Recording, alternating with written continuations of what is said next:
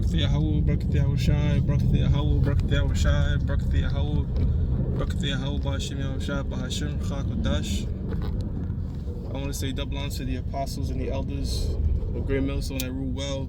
Of course, salutations to the hopeful elect out there. That's you, Akim, Tzadakim. I do this thing in the utmost truth and sincerity. Can't forget the sisters too. Include the sisters in there. Hey man, Shalom. I'm the priest Shimon. This week's topic, we're going to be getting into end time chapter. This is Matthew, the 24th chapter. And I'll start at 1, man. This is one of them end time chapters. And I'll just, Spirit have precepts come to my mind. I'll throw them in there. Matthew 24:1. Then Yahushua went out and departed from the temple. And his disciples came to him for to show him the building of the temple. So back then we had a very glorious second temple in Jerusalem. It was tall. They had a lot of pride in it. And Yahushua said unto them, see ye not all these things? Verily I say unto you, there shall not be left here one stone upon another that shall not be thrown down. And that did come to pass. 70 AD. The Romans pretty much destroyed the temple, man. You know what I mean? And sacked Jerusalem. That goes into the Flavian dynasty. But yeah, that temple came to naught. Look, it ain't around now, so so the Lord was saying, why boast in it? But you know what? That third temple is still around, all right? If you could receive it, that's talking about the hopeful elect. That shall not be thrown down, verse 3. It's crazy how Yahushua knew all hours. Imagine just knowing the whole future, knowing everything, and just playing along with everybody. That's, man. Verse 3. And as he sat upon the Mount of Olives, the disciples came unto him privately, saying, tell us when shall these things be, and what shall be the signs, and what shall be the sign of thy coming and of the end of the world. Again, when we talk about world, we have to go into the Greek. The word there for world is eon, right, which is an age. And this question was answered in the book of 2nd Ezra, the 6th chapter, 7th verse, on down to the 9th verse. Esau is the end of the world, the end of the age, and Jacob is the beginning of it that followeth. But they wanted to know more precisely when that was going to happen. What's going to be the sign that, look, we're going to come back in a power and these damn Romans are going to go down. Verse 4. And Yahushua answered, said unto them, take heed that no man deceive you, for many shall come in my name, saying, I am the anointed, and shall deceive many. So that's one of the signs, all right? A lot of false anointeds coming upon, which that came to pass many a times. And ye shall hear of wars, and that's what we're hearing right now constantly, in the Middle East and what's going on over here in Ukraine and Russia and the United States and Russia. Constant wars, all right? And rumors of wars. See that ye be not troubled. We're not troubled about these things. We actually get excited about it. We know that for us to get the kingdom, a lot of pain has to happen. A lot of suffering has to happen. And the sooner the better. That's easier said than accomplished. Because when you catch in hell, it's like time slows down. When everything is going kind of Gucci, time is moving fast. It says, and ye shall hear of wars and rumors of wars. See that ye be not troubled. For all these things must come to pass, but the end is not yet. Right, this is how come we know when that thing was popping over there in Israel, Iran. All right, we know that it wasn't the end yet because the mark of the beast has to take place first, which is the RFID microchip. Once that gets implemented on a global mandated state, man, we could pretty much close the books because the stage is already set for World War III. We're just waiting on that prophecy. Verse 7. For nation shall rise against nation, and kingdom against kingdom. That's what you call a world war. nations against nations, kingdom against kingdom. That's world war. The main world war we're waiting on again is World War III. All right, that's gonna pop over there in the Middle East. All right, these gutter rats over there in the land of Israel that's call themselves Jews, they're gonna be the one to start it. They're gonna ignite the flame. Reading on, it says, kingdom.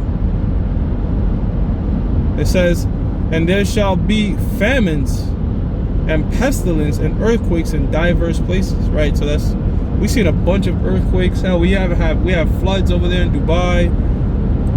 Pestilences all over. Famine. Okay, so famine. We always bring this part out, that famine doesn't have to necessarily mean no food left in the earth. Right, it could just mean a lack of access to food. And when you shut down bridges and ban people from going from one place to the next, guess what? They have a lack of access to food. All right, and the grocery store supply is not set up to last months or what have you. All right, now you do have doomsday preppers, okay, that have underground bunkers, but guess what? They're gonna be targets. I think a good movie to watch that shows that is Leave the World Behind. Came out this year, I believe, or last year. I think it was this year. Leave the World Behind. Yeah. 8. All these are the beginning of sorrows. This is just the beginning. Just the beginning. 9. Then shall they deliver you up to be afflicted. And like I told you, brothers, through the Spirit, it ain't gonna be easy. Scriptures tell you the righteous will scarcely be saved. In fact, some brothers are gonna actually perish on this side. For the word and the testimony of Yahweh Shah. That's in the book of 2nd Ezra, 2nd chapter, the 40th plus verse, talking about them that stood stiffly for the name, because they're going to want you to denounce the name and denounce what we believe in. Which, Lord willing, we're not going to do. Hell, the heathens, Ishmael, you could blow his brains out before he denounced Allah. They ain't doing it. You know what I'm saying? That's how come them so-called Christians in the church, they ain't really about shit. You give them $1 and they'll sell out so-called Jesus Christ. It says, then shall they deliver you up to be afflicted, and shall kill you, and ye shall be hated of all nations for my name's sake. So it tells you that the name is very important. All right, and we're going to be hated. Why are we going to be hated? The book of Galatians says, do I therefore become your enemy because I tell you the truth? We're going to be hated because we're telling these people the truth, man. All right, that RFID microchip is a mark of the beast, and we ain't taking that shit, man. Fuck you. All right, this is the book of this is verse 10 now, Matthew 24. It says, and then shall many be offended, and shall betray one another, and shall hate one another. This is going in tandem with 2nd Ezra, the 16th chapter. Let you know that Yahweh Shah, Ezra's, different prophets are just speaking of all the same events, using different words, but telling you the same thing, man, going down in these end times. And many false prophets shall rise and shall deceive many. IUIC, ISUPK, Sakari. Them niggas ain't the man of the Lord. At least, I'm not saying everybody in their group is of the 2/3, but those guys have deceiving doctrines. Bubble Blackfish, and these guys are calling themselves Israelites. Bubble Blackfish is Elder Rakar of the GOCC. Call him Bubble Blackfish because his eyes be popping out his head. He looks like a bubble fish. Another false prophet. It says, what makes them false prophets? Because they saying shit that's not in line with the scriptures, man. They saying things that the Lord ain't with. All right, such as the mark of the beast not being the RFID microchip. That's the main one. Verse 12. And because iniquity, and because iniquity shall abound, the love of many shall wax cold. Damn.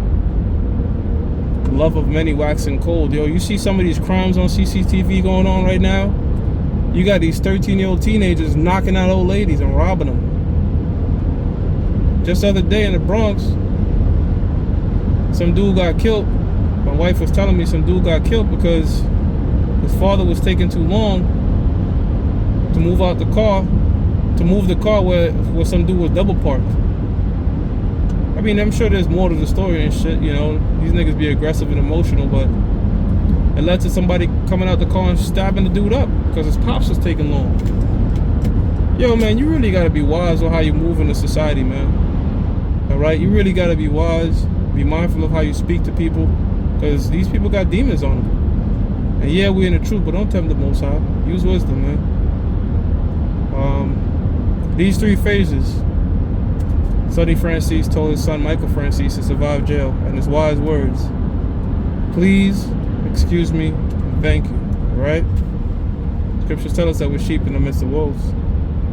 It says, and because iniquity shall abound, the love of many shall wax cold. And when we in that Jacob's trouble, and you seeing people not really giving a shit, cutthroat shit, like you see in the movies like The Road or Children of Men, and these different post-apocalyptic movies or desolation movies, people do anything to survive. Very cannibalistic things to survive, man. So shit is gonna be crazy out here, man. We've been saying it for years, but it's gonna be a sight to see when it's actually taking place. You know, wisdom and knowledge is gonna keep us stable in those times, pursuant to the book of Isaiah 34:16. 13. But he that shall endure unto the end, the same shall be saved. And that's the key, is enduring to the end, not a halfway. Yeah, I put 10 years in. Yeah, I did this 20 years. See, I'm an elder now, man. And you just give up. So, but you got to finish this whole war. Okay? Got to finish the war. You ain't saved till you're on the chariots, man. That's really how it goes. All right? Or you die with the truth. Until then, you got to keep pushing. That's, you know, to the very end. Well, you know, when you die in the truth, you're pretty much on the chariot. So, yeah, you know, that's when the course is, that's when you've ended, when you made it on them chariots. It says the same shall be saved. So as the scripture says, the harvest is past, that we're not saved. So I don't know what these people in the Christian church, so-called Christian church, talking about. I'm saved. I'm saved from what exactly? All right? You're still eating pork and committing adultery. What are you saved from? Verse 14. And this gospel of the kingdom shall be preached in all the world for a witness unto all nations, and then shall the end come. And that's the power of the World Wide Web, the internet, all right? Because it does the bulk of the heavy lifting. Right now, you know, brothers, we put up these lessons, and people are watching us from all over the world. You know, far more people watch us on the internet than they do the highways and byways. You know, that's really, like the apostle says at this point, just a backdrop. Okay. So, yeah, you know, thanks to the internet, this gospel has been preached into the ends of the world. And that's how come you have all these brothers speaking all these different languages. All right? All these different tongues. Because this word got to go out to the whole nation of Israel, scattered in 4 winds. North, south, east, and western hemispheres. It says, when ye therefore shall see the abomination of desolation. All right. Not going to go into that. Yeah, that's going to go into 70 AD, the abomination of desolation. But I'll stop right there. I'm going to give all praises to Yahweh, Ba'ashim Yahweh Shah, Ba'ashim Ruchak. That belongs to the apostles and the elders of Great Millstone True Well. Salutations to the hopeful elect out there, you Akim to Zadakim that do this thing in their most truth and sincerity. Shalom.